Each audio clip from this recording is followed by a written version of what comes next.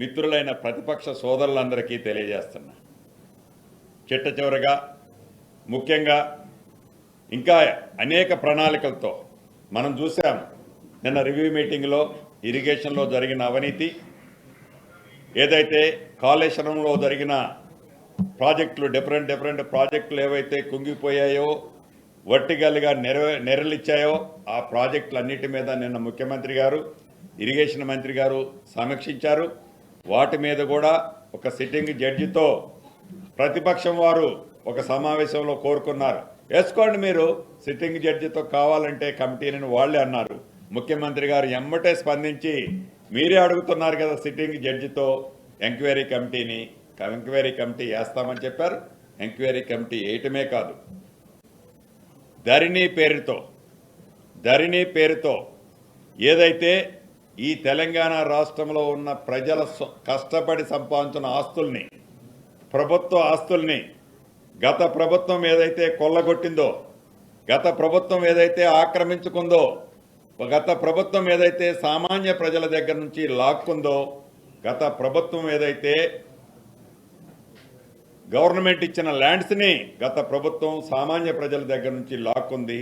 ఆ ఆస్తులన్నీ కూడా తిరిగి మేము ఆ ప్రజలకి వారికే ఇచ్చే విధంగా ఏర్పాటు చేస్తానన్నా. ఆ దిశలో కూడా పైన ఈరోజు వర్కౌట్ చేస్తున్నా. రెండవది ధరణి విషయంలో కూడా ఇన్డెప్త్గా ఆల్రెడీ దాన్ని వర్కౌట్ చేస్తున్నాం. ధరణిలో ఏవైతే తప్పులు జరిగాయో, ధరణిని ఏదైతే ప్రక్షాళన చేయాల్సిన అంశాలు ఉన్నాయో, ధరణిలో ఏదైతే భవిష్యత్తులో ఏ ఒక్క రైతన్నకి కానీ, కార్మికుడికి కానీ, లేకుంటే చిన్న కుటుంబాలకి కానీ నష్టం జరిగిందో గతంలో, అది పునరావృతం కాకుండా ఉండే విధంగా ధరణిని ప్రక్షాళన చేస్తామని కూడా ఎన్నికల మేనిఫెస్టోలో చెప్పాం. మళ్ళీ ఆ దిశలోనే ఇవాళ పయనించి ధరణి మీద, రెవెన్యూ సెక్టార్ మీద ఒక ప్రణాళికను కూడా తీసుకురాబోతున్నామని మీ ద్వారా యావత్ తెలంగాణ ప్రజలకు తెలుపుతూ, చిట్ట చివరగా ఒకటే మేము చెప్పదలుచుకున్నాం.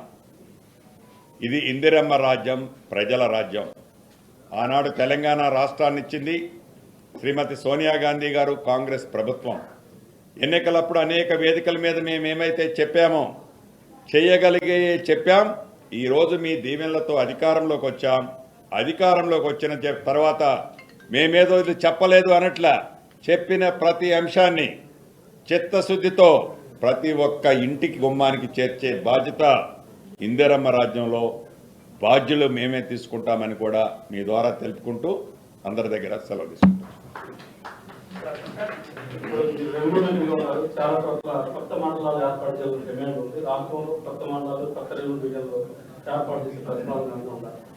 తప్పకుండా. నిజంగా గతంలో ఏవైతే మిస్ అయ్యారో, ఉద్దేశపూర్వకంగా కొన్ని ఆపారో, ఈ ఆపిన వాటిని అన్నిటినీ ఒకసారి పునఃపరిశీలన చేసి వాటిని కూడా అతి కొద్ది రోజుల్లో రెవెన్యూ సెక్టార్లో ఒక విప్లవాత్మకమైన మార్పులు అయితే తీసుకురావడానికి ఈ ప్రభుత్వం ఆ ఆలోచనలో ఆ దిశగా పయనం చేస్తుంది. నిర్వహించలేదు. గత ప్రభుత్వం ఏవైతే తప్పులు చేసిందని మనం అనుకుంటున్నామో తిరిగి అవి పునరావృతం కావద్దు. మీరు ఉద్యోగస్తులు, మీ మీద కక్ష సాధింపు ఈ ప్రభుత్వానికి లేదు, ఉండబోదు. ఒక పాలేరు నియోజకవర్గమే కాదు, ఉమ్మడి ఖమ్మం జిల్లానే కాదు, యావత్ తెలంగాణ రాష్ట్రంలో కేబినెట్ మంత్రులమైన మేము, మా ముఖ్యమంత్రి గారికి కూడా ఇటువంటి కక్ష సాధింపు చర్య ఏ ఒక్కళ్ళ మీద లేదు. ప్రతిపక్షంలో ఉన్న, ఈనాడు ప్రతిపక్షంలో ఉన్న అన్ని రాజకీయ పార్టీల మీద, రాజకీయ పార్టీలకు సహకరించే నాయకుల మీద కూడా ఈ ప్రభుత్వానికి కక్ష సాధింపు లేదు.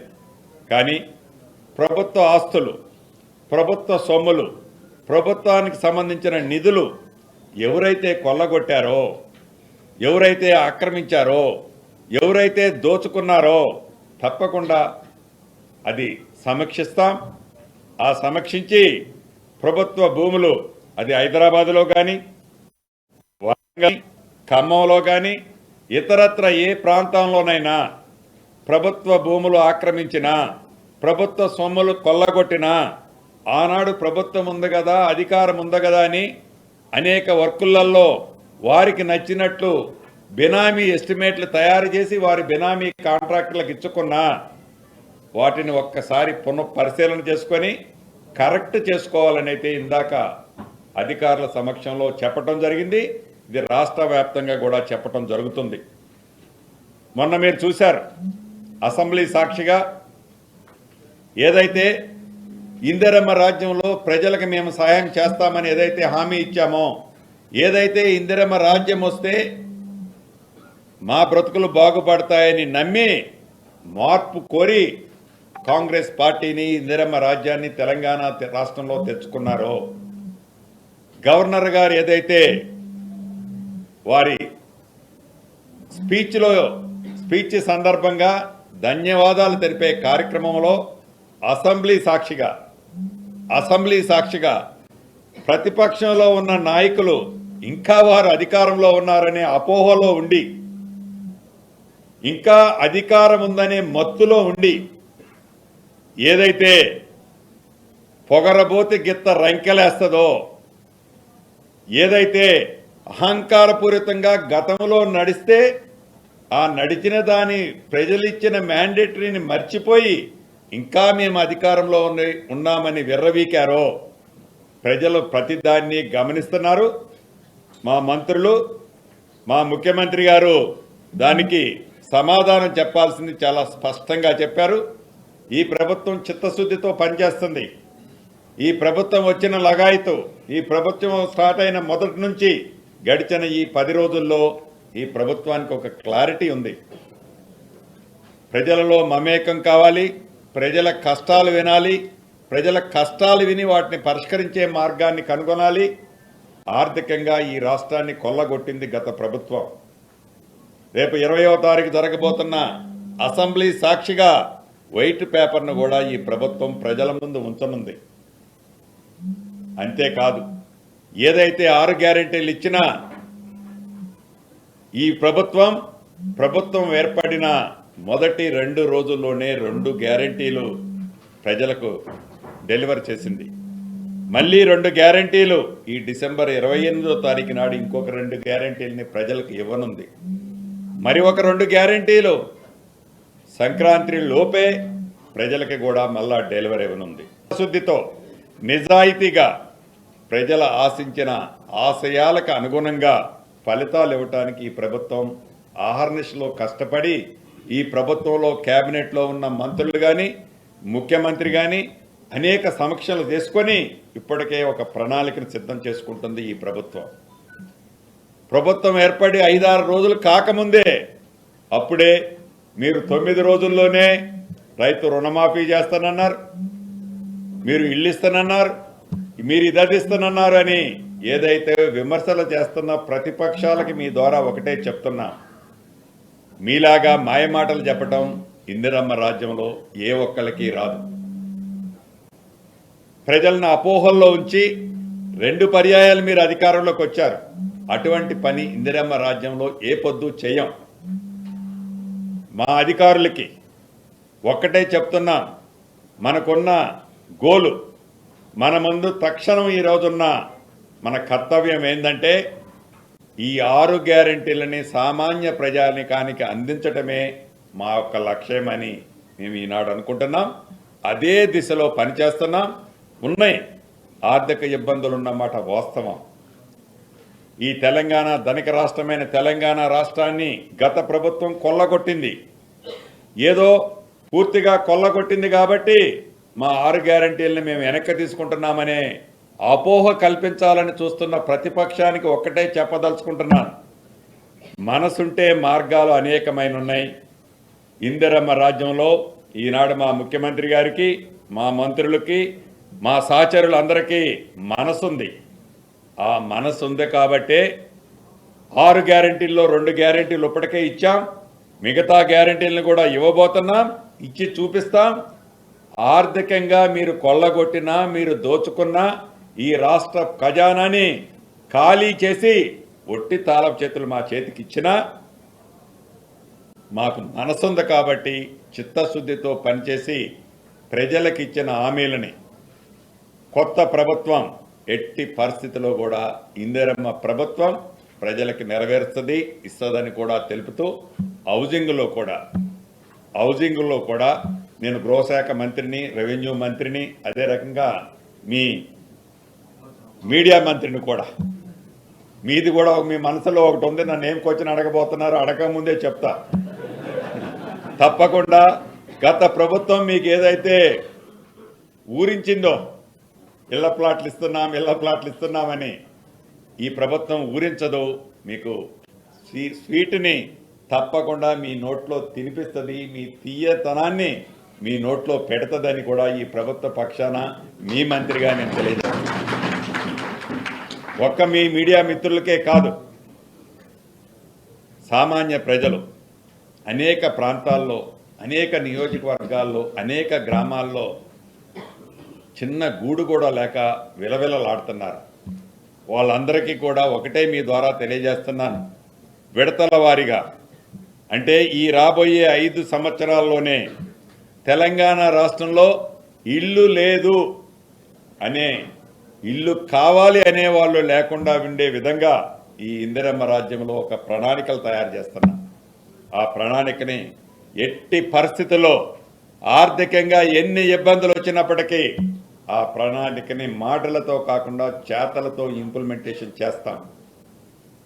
ప్రతిపక్ష నాయకులకి ఒక్కటే చెప్తున్నాను, మీరు సహకరించబోతే సహకరించకపోయారు, కానీ కారు కోతలు కుయ్యకండి, కొద్దిగా ఓపిక పట్టండి. మేము పంపే ఏదైతే సందేశాలు కానీ, కార్యరూపం దాల్చేసే సిస్టమ్ కానీ కొద్దిగా ఓపిక పడితే ఈ ప్రభుత్వం యొక్క చిత్తశుద్ధి మీకే అర్థమవుతుంది, ప్రజలకు ఇప్పటికే అర్థమైంది. అప్పటిదాకా ఓపిక పట్టాలని కూడా ఈ వేదిక ద్వారా నా మిత్రులైన ప్రతిపక్ష సోదరులందరికీ తెలియజేస్తున్నా. చిట్ట చివరగా ముఖ్యంగా ఇంకా అనేక ప్రణాళికలతో మనం చూసాం.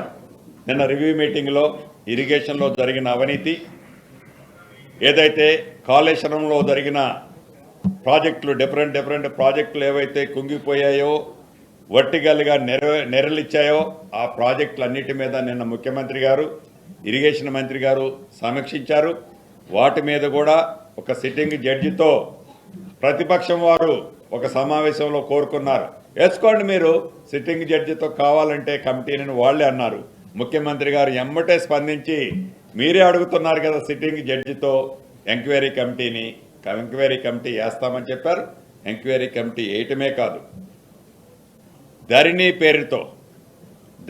పేరుతో ఏదైతే ఈ తెలంగాణ రాష్ట్రంలో ఉన్న ప్రజల కష్టపడి సంపాదించిన ఆస్తుల్ని, ప్రభుత్వ ఆస్తుల్ని గత ప్రభుత్వం ఏదైతే కొల్లగొట్టిందో, గత ప్రభుత్వం ఏదైతే ఆక్రమించుకుందో, గత ప్రభుత్వం ఏదైతే లాక్కుంది, ఆ ఆస్తులన్నీ కూడా తిరిగి మేము ఆ ప్రజలకి వారికే ఇచ్చే విధంగా ఏర్పాటు చేస్తానన్నా. ఆ దిశలో కూడా ఈరోజు వర్కౌట్ చేస్తున్నాం. రెండవది ధరణి విషయంలో కూడా ఇన్డెప్త్గా ఆల్రెడీ దాన్ని వర్కౌట్ చేస్తున్నాం. ధరణిలో ఏవైతే తప్పులు జరిగాయో, ధరణిని ఏదైతే ప్రక్షాళన చేయాల్సిన అంశాలు ఉన్నాయో, ధరణిలో ఏదైతే భవిష్యత్తులో ఏ ఒక్క రైతన్నకి కానీ, కార్మికుడికి కానీ, లేకుంటే చిన్న కుటుంబాలకి కానీ నష్టం జరిగిందో గతంలో, అది పునరావృతం కాకుండా ఉండే విధంగా ధరణిని ప్రక్షాళన చేస్తామని కూడా ఎన్నికల మేనిఫెస్టోలో చెప్పాం. మళ్ళీ ఆ దిశలోనే ఇవాళ పయనించి ధరణి మీద, రెవెన్యూ సెక్టార్ మీద ఒక ప్రణాళికను కూడా తీసుకురాబోతున్నామని మీ ద్వారా యావత్ తెలంగాణ ప్రజలకు తెలుపుతూ, చిట్ట చివరగా ఒకటే మేము చెప్పదలుచుకున్నాం, ఇది ఇందిరమ్మ రాజ్యం, ప్రజల రాజ్యం. ఆనాడు తెలంగాణ రాష్ట్రాన్ని ఇచ్చింది శ్రీమతి సోనియా గాంధీ గారు, కాంగ్రెస్ ప్రభుత్వం. ఎన్నికలప్పుడు అనేక వేదికల మీద మేమేమైతే చెప్పామో, చేయగలిగే చెప్పాం. ఈరోజు మీ దీవెనలతో అధికారంలోకి వచ్చాం. అధికారంలోకి వచ్చిన తర్వాత మేమేదో ఇది చెప్పలేదు అనట్లా, చెప్పిన ప్రతి అంశాన్ని చిత్తశుద్ధితో ప్రతి ఒక్క ఇంటికి గుమ్మానికి చేర్చే బాధ్యత ఇందిరమ్మ రాజ్యంలో బాధ్యులు మేమే తీసుకుంటామని కూడా మీ ద్వారా తెలుపుకుంటూ అందరి దగ్గర సెలవు తీసుకుంటానికి ఈ సమీక్ష నిర్వహించలేదు. గత ప్రభుత్వం ఏవైతే తప్పులు చేసిందని మనం అనుకుంటున్నామో తిరిగి అవి పునరావృతం కావద్దు. మీరు ఉద్యోగస్తులు, మీ మీద కక్ష సాధింపు ఈ ప్రభుత్వానికి లేదు, ఉండబోదు. ఒక పాలేరు నియోజకవర్గమే కాదు, ఉమ్మడి ఖమ్మం జిల్లానే కాదు, యావత్ తెలంగాణ రాష్ట్రంలో కేబినెట్ మంత్రులమైన మేము, మా ముఖ్యమంత్రి గారికి కూడా ఇటువంటి కక్ష సాధింపు చర్య ఏ ఒక్కళ్ళ మీద లేదు.